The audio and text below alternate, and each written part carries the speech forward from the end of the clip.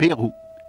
Nous voyagerons depuis Lima, capitale de la nation, vers le cœur de l'Amazonie péruvienne, à Iquitos, ville située dans l'est du pays, afin de pénétrer dans le mystère de l'ayahuasca. Iquitos est la capitale du département de Loreto, région la plus vaste du Pérou et la moins peuplée, 400 000 km², plus de 13 fois la Belgique, un tiers du Pérou. Loreto est limitrophe avec la Colombie, l'Équateur et le Brésil. Iquitos, point de départ de notre expédition, est accessible par voie fluviale ou aérienne. Pour l'atteindre, nous survolerons la cordillère des Andes, avec ses neiges éternelles où naissent les premiers courants de l'Amazonas, et ensuite apparaîtra la forêt vierge, tapis de velours vert, d'une extension d'une magnitude telle qu'elle dépassera notre imagination. L'Amazone est enclavée dans un labyrinthe de méandres.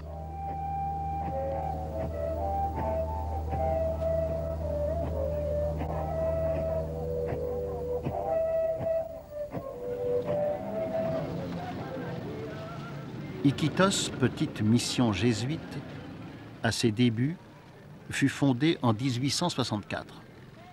Elle est la cité des pionniers du caoutchouc, à l'effervescence mercantile et cosmopolite. La folie de l'or noir changea la physionomie de la ville, laissant de nombreux vestiges.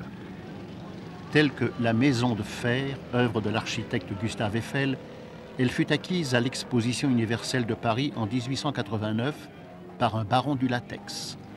Des balcons en fer forgé taillés de formes capricieuses et des mosaïques portugaises font encore luire les façades des diverses constructions somptueuses, témoignant de ce fabuleux mais triste passé de l'exploitation du caoutchouc.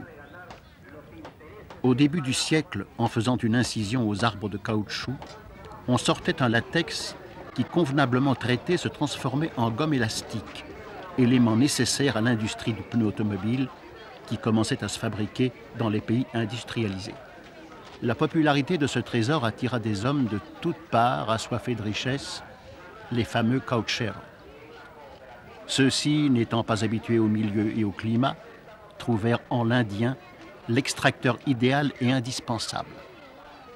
Pour quelques livres sterling d'or, le légendaire caoutchouero extermina des milliers d'Indiens en les réduisant à l'esclavage. Aujourd'hui, la perle de l'Amazonie, paradis du Pérou, est le résultat d'un carrefour de races, cultures et nationalités. Dans la moiteur amazonienne, 250 000 habitants essaient de forger l'avenir de cette région. Au bas de la ville, amarrée aux rives de l'Amazone, se trouve Belém, la Venise des pauvres. Ici se mélangent le moderne et l'autochtone. Dans ce bidonville semi-aquatique survivent les plus déshérités, une majorité de natifs venus avec l'espoir de s'enrichir. La moitié de l'année, les trottoirs sont remplacés par des passerelles branlantes, bus et motos par des pirogues et les piétons deviennent nageurs. En saison des pluies, la crue monte de 12 mètres, provoquant l'abandon de beaucoup de demeures. Les maisons sont faites de matériel rustique. Elles reposent sur des radeaux ou sur des pilotis. Souvent, ces logements précaires sont sans conditions sanitaires acceptables.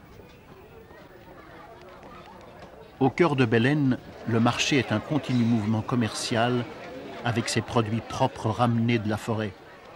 Décrire l'ambiance est impossible, il faut la sentir, il faut la vivre.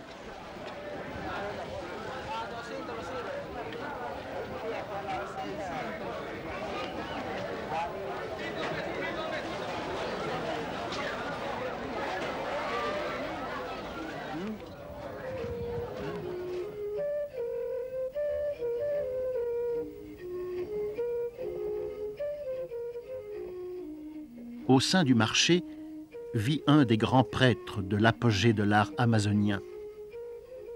À travers ses merveilleuses mains sur des statues en argile, Guillermo sauve et reflète l'aspect mystique avec naturel.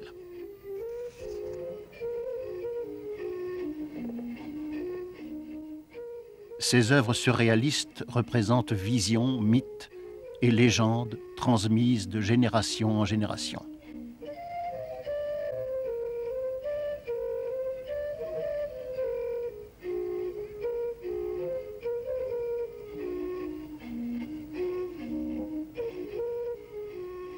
Guillermo est un grand connaisseur des plantes médicinales. Il nous a orientés sur la recherche de la plante ayahuasca.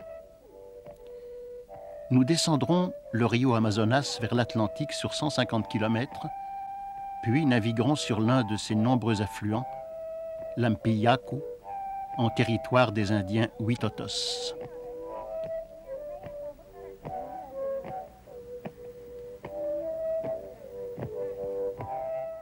Iquitos détient le record d'être le port fluvial le plus éloigné de la mer, accessible en bateau de haute mer. L'Atlantique se trouve à plus ou moins 3000 km. Il est le point de départ de notre expédition. Patience et bonne humeur sont les qualités nécessaires à ce voyage folklorique. Notre lancha est surchargée, hommes-vivres et bestiaux se mélangent. La capacité de charge légale est multipliée afin d'augmenter le profit du voyage. Nous courons sans cesse le risque de naufrage. Une habitude. Rêver, entendre les cris aigus des colonies de hérons, être couché dans son hamac ou rencontrer des sourires sur le visage des gens sont une expérience inoubliable.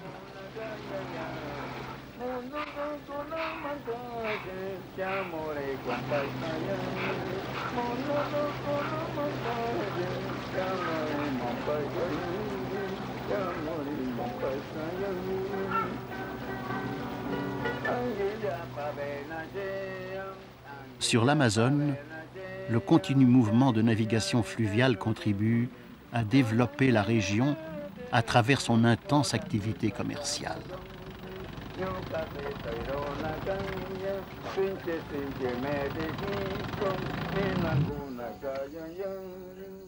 24 heures plus tard, nous atteignons Pebas, village situé au bord de l'Amazone.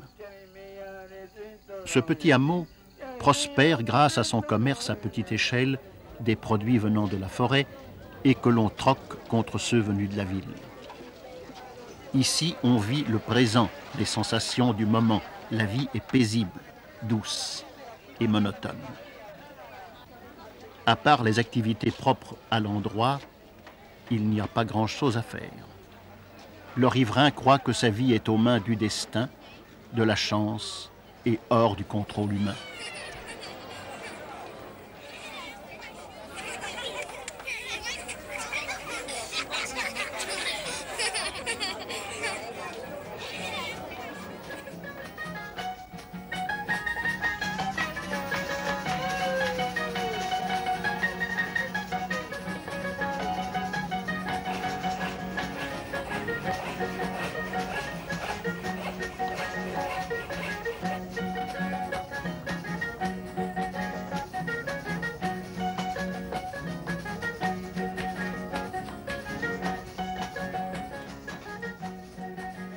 La naissance du village se doit à la mission jésuite de Maynas.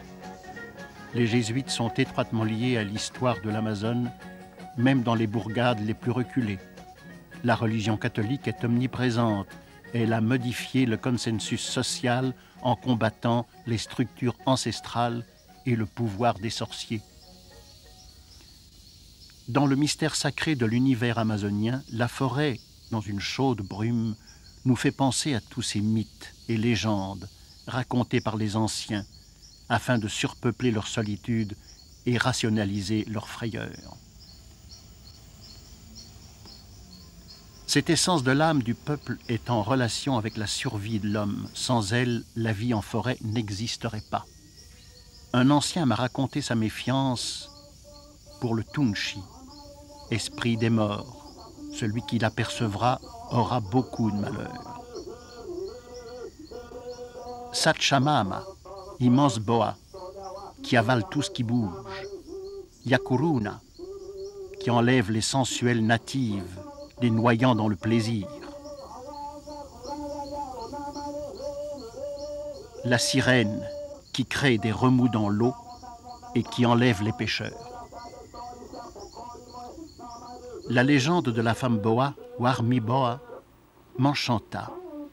La Warmi, ou femme, était belle et différente des autres indiennes. Tous les guerriers de sa tribu voulaient l'épouser, mais elle était amoureuse de la lune, astre considéré comme beau et vaillant guerrier.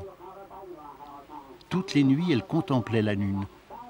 Un jour, son amour se refléta dans les eaux, et ne pouvant résister à son envoûtement, elle se jeta vers lui et disparut.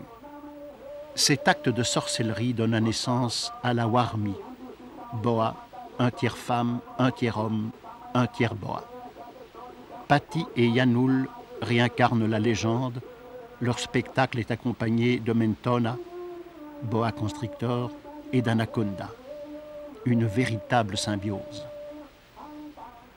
L'enchantement de la danse de Patti m'hypnotisa. Elle devint ma compagne. Le but de l'expédition est de participer au rituel de l'ayahuasca afin de séparer Patti du Manchari.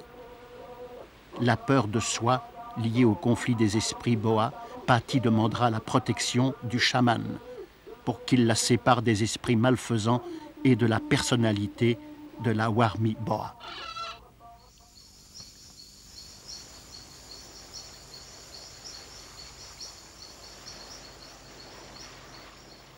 Nous naviguons sur le rio Ampiyaku.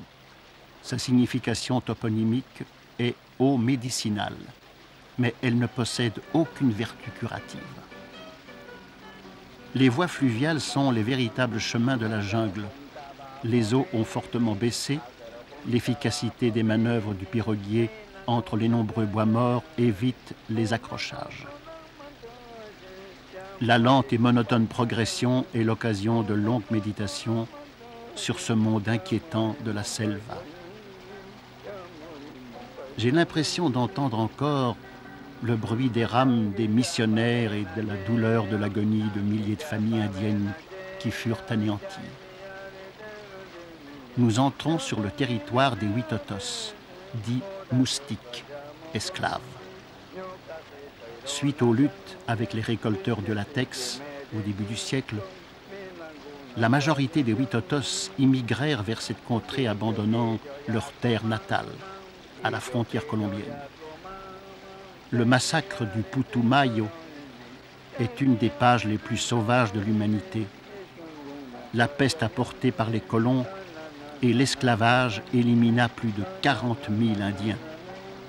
Actuellement, ils ne sont plus que 3 000. Ils sont considérés semi-civilisés.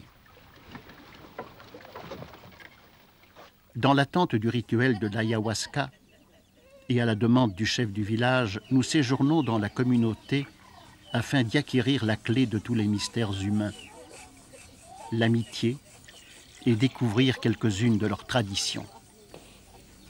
Chez les Witotos, la demeure réunit une famille nombreuse, preuve d'un fort lien sentimental les unissant. L'organisation familiale constitue l'axe de la vie sociale. L'Indien vit de ce que lui donne le règne végétal et animal.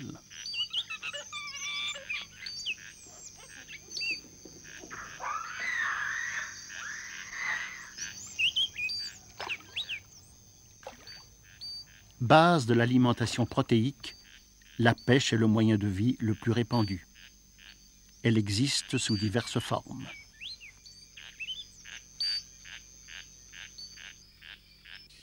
Depuis des temps immémorables, existe la pêche illégale actuellement au barbasco, puissant subtonique qui éteint toutes les espèces indistinctement. Ses racines vénéneuses sont écrasées puis répandues dans l'eau. Une fois le poisson engourdi, il remonte mourir à la surface, le stupéfiant empêchant ses ouïes de capter l'oxygène.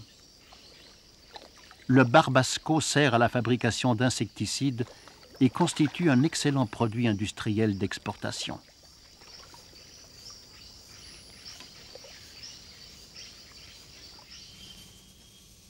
La nature, elle, proportionne fruits et racines en abondance. Sans autre aide que sa propre force, l'Indien se voit obligé d'avoir la vie la plus rudimentaire possible. Il est totalement tributaire de la forêt dont il tire ses maigres ressources. Il satisfait les nécessités fondamentales du groupe qui pourrait survivre sans rentrée financière et à l'abri de la famine.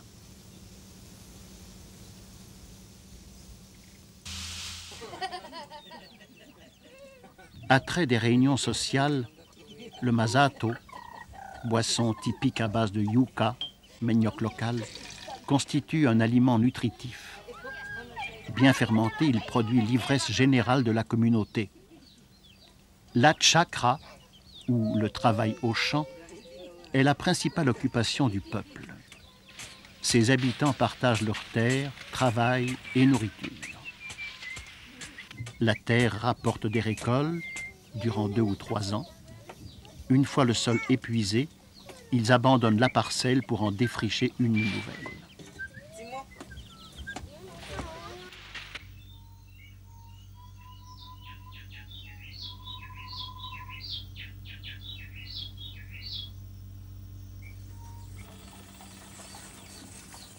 Principal ennemi de la paix communautaire, la cachaça.